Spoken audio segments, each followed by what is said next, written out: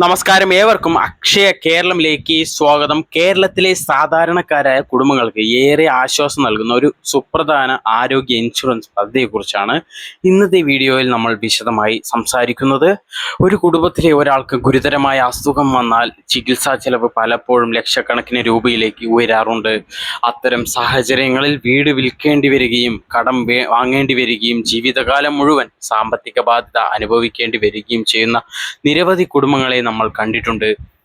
ഇത്തരം സാഹചര്യങ്ങളിൽ ഒരു വലിയ സുരക്ഷാ വലയമാണ് കേരള സർക്കാർ നടപ്പിലാക്കുന്ന ഉമ്മൻചാണ്ടി ആരോഗ്യ ഇൻഷുറൻസ് പദ്ധതി.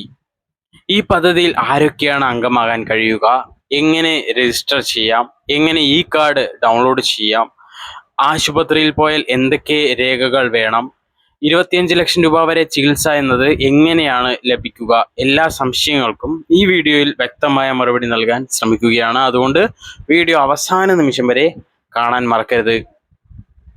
ആദ്യം ഈ പദ്ധതിയുടെ ലക്ഷ്യം എന്താണെന്ന് മനസ്സിലാക്കാം.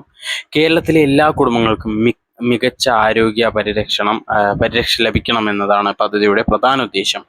ഇന്ന് സ്വകാര്യ ആശുപത്രികളിൽ ചെറിയ ശസ്ത്രക്രിയക്ക് പോലും 10,000-കണക്കിന് രൂപ ചിലവാകുന്ന സാഹചര്യമാണ്. ഹൃദയ ശസ്ത്രക്രിയ, ക്യാൻസർ ചികിത്സ, ന്യൂറോ സർജറി, കിഡ്നി സംബന്ധമായ ചികിത്സകൾ തുടങ്ങിയവയ്ക്ക് ലക്ഷങ്ങൾ ചെലവാകുന്നുണ്ട്.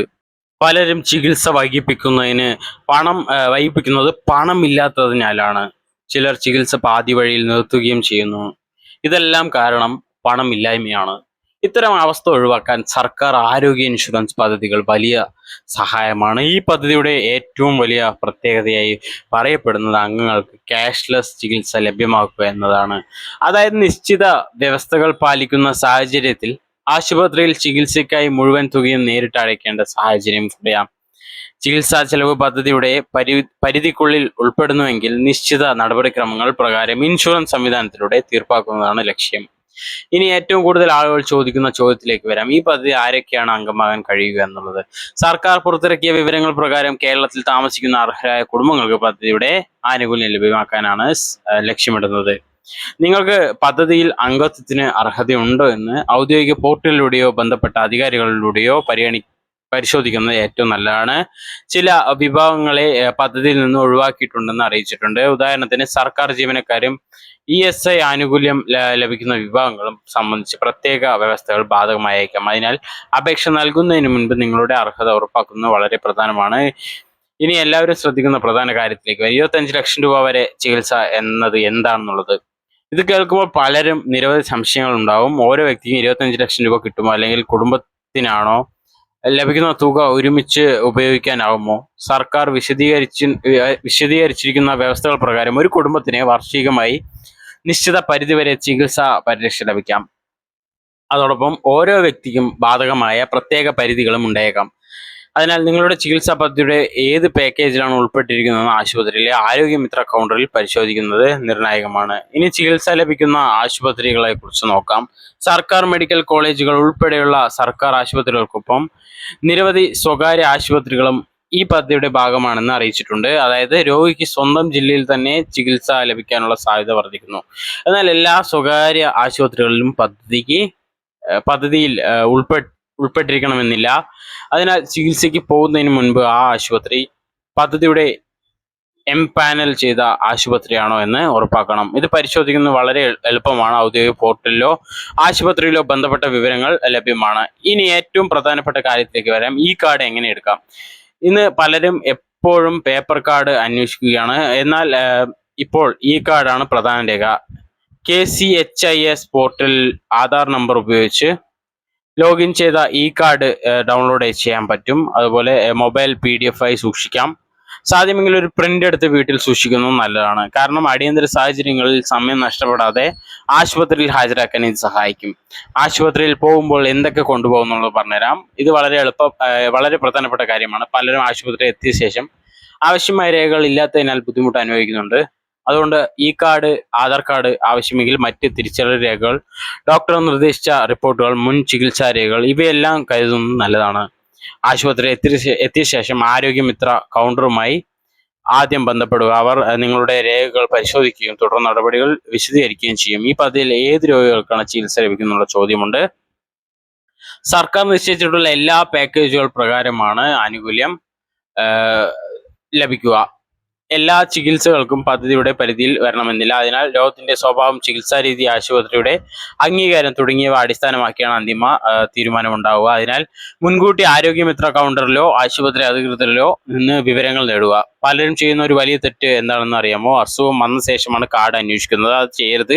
ഇപ്പോൾ തന്നെ നിങ്ങളുടെ കുടുംബങ്ങളിലെ എല്ലാവരുടെയും വിവരങ്ങൾ പരിശോധിക്കുക. ഈ കാർഡ് ഡൗൺലോഡ് ചെയ്യുക, മൊബൈലിലൂടെ സേവ് ചെയ്യുക, പ്രിന്റ് എടുത്ത് സൂക്ഷിക്കുക. അടിയന്തര സാഹചര്യം എപ്പോൾ വരുമെന്ന് ആർക്കും അറിയില്ല. പരാതി ഉണ്ടെങ്കിൽ എന്ത് ചെയ്യണം എന്നുള്ളത് പറഞ്ഞുതരാം. ആശുപത്രി സേവനം ലഭിക്കാത്തത്, കാർഡ് അംഗീകരിക്കാത്തത്, രജിസ്ട്രേഷൻ സംബന്ധമായ ബുദ്ധിമുട്ടുകൾ, പാക്കേജ് സംബന്ധിച്ച സംശയങ്ങൾ, ഇത്തരം സാഹചര്യങ്ങളിൽ സർക്കാർ നൽകിയിട്ടുള്ള ടോൾ ഫ്രീ ഹെൽപ്പ് ലൈൻ നമ്പറിൽ ബന്ധപ്പെടാം. പരാതി നൽകുമ്പോൾ രോഗിയുടെ വിവരങ്ങൾ, ആശുപത്രിയുടെ പേര്, തീയതി എന്നിവ കൃത്യമായി പറയുന്നത് പരിഹാരം വേഗത്തിലാക്കാൻ സഹായിക്കും.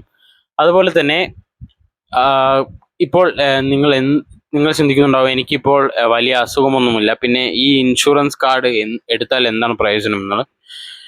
ഇതാണ് പലരും ചെയ്യുന്ന ഏറ്റവും വലിയ തെറ്റ്. അസുഖം വന്നതിന് ശേഷമാണ് പലരും ഇത്തരം പദ്ധതികളെ കുറിച്ച് അന്വേഷിക്കുന്നത്. പക്ഷെ ആരോഗ്യ ഇൻഷുറൻസ് പദ്ധതികളുടെ പ്രാധാന്യം മനസ്സിലാക്കേണ്ടത് അസുഖം വരുന്നതിന് മുൻപാണ്. കാരണം അപകടമോ ഗുരുതര രോഗമോ എപ്പോൾ വരുമെന്ന് ആർക്കും പ്രവചിക്കാൻ കഴിയില്ല. ഇന്ന് ആരോഗ്യവാനായ ഒരാൾ നാളെ ഒരു റോഡ് അപകടത്തിലാവാം. അതുപോലെ ഹൃദയാഘാതം, ബ്രെയിൻ സ്ട്രോക്ക്, കിഡ്നി രോഗം, ക്യാൻസർ പോലുള്ള ഗുരുതര രോഗങ്ങൾ വന്നാൽ ചികിത്സ ചെലവ് പല കുടുംബങ്ങൾക്കും താങ്ങാനാവാത്ത നിലയിലേക്ക് കൊണ്ടുപോകാറുണ്ട്. അത്തരം സാഹചര്യങ്ങളിൽ ഒരു ആരോഗ്യ ഇൻഷുറൻസ് പദ്ധതിയുടെ പ്രധാനം മനസ്സിലാവും. അതുകൊണ്ടാണ് സർക്കാർ നടപ്പിലാക്കുന്ന ഇത്തരം ആരോഗ്യ സംരക്ഷണ പദ്ധതികളെ കുറിച്ച് എല്ലാവരും കൃത്യമായി അറിഞ്ഞിരിക്കേണ്ടത്. ഇനി വളരെ പ്രധാനപ്പെട്ട മറ്റൊരു കാര്യത്തിലേക്ക് വരാം. ആശുപത്രിയിൽ പോകുന്നതിന് മുമ്പ് ചില കാര്യങ്ങൾ നിർബന്ധമായും പരിശോധിക്കണം. ഒന്നാമതായി, നിങ്ങളുടെ കുടുംബത്തിന്റെ വിവരങ്ങൾ കൃത്യമാണോ? ആധാർ നമ്പർ ശരിയായി ചേർത്തിട്ടുണ്ടോ? മൊബൈൽ നമ്പർ അപ്ഡേറ്റ് ചെയ്തിട്ടുണ്ടോ? കുടുംബാംഗങ്ങളുടെ വിവരങ്ങൾ കൃത്യമാണോ?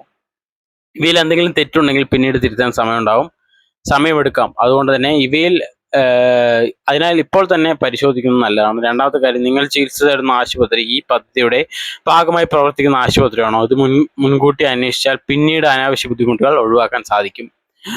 ഇപ്പോൾ പലർക്കും ഒരു സംശയമുണ്ട്, ക്യാഷ്ലെസ് ചികിത്സ എന്ന് പറയുന്നത് എന്താണെന്നുള്ളത്. പലരും കരുതുന്നത് ആശുപത്രിയിൽ ₹1 പോലും ചെലവാകില്ല എന്നതാണ്. പക്ഷേ യഥാർത്ഥത്തിൽ അതല്ല.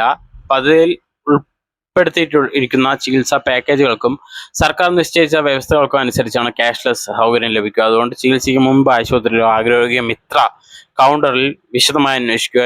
ഏതൊക്കെ ചികിത്സയാണ് പദ്ധതിയുടെ പരിധിയിൽ വരുന്നതെന്ന്, എന്തൊക്കെ രേഖകൾ വേണമെന്ന് എല്ലാം അവർ വിശദീകരിച്ച് നൽകും.